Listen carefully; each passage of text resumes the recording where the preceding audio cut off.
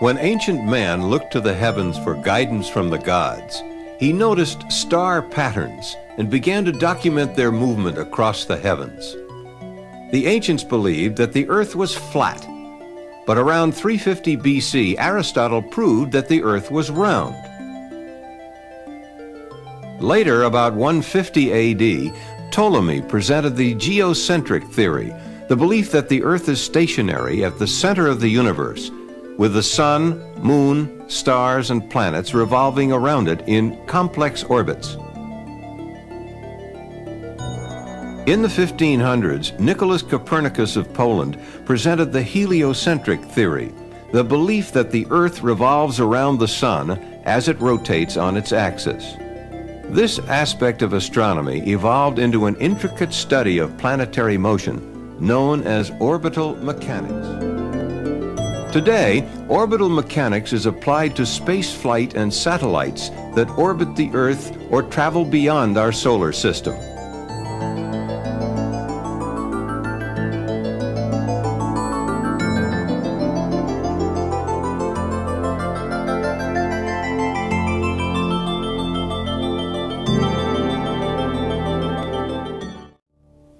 In the early 1600s, Johann Kepler, a German mathematician, using the data on planetary observations collected by the Danish scientist Tycho Brahe, developed 3 laws of planetary motion.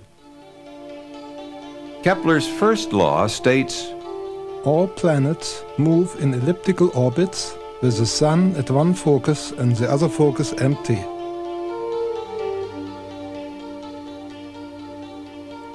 Applied to Earth satellites, the center of the Earth becomes one focus, with the other focus empty. For circular orbits, the 2 foci coincide.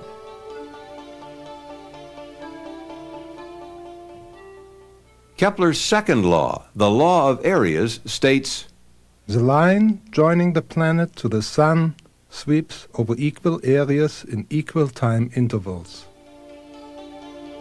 When a satellite orbits, the line joining it to the Earth sweeps over equal areas in equal periods of time. If areas 1, 2, and 3 are equal, times 1, 2, and 3 are also equal. Therefore, the speed of the satellite changes depending on its distance from the center of the Earth.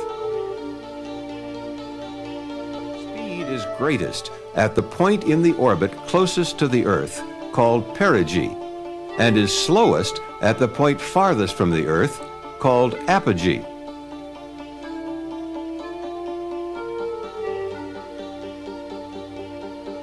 It is important to note that the orbit followed by a satellite is not dependent on its mass.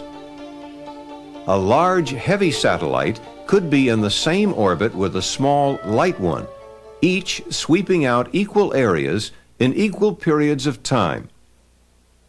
Kepler's third law, the law of periods, relates the time required for a planet to make one complete trip around the Sun to its mean distance from the Sun. For any planet, the square of its period of revolution is directly proportional to the cube of its mean distance from the Sun. Applied to Earth satellites, Kepler's third law explains that the farther a satellite is from the Earth, the longer it will take to complete an orbit, the greater the distance it will travel to complete an orbit, and the slower its average speed will be.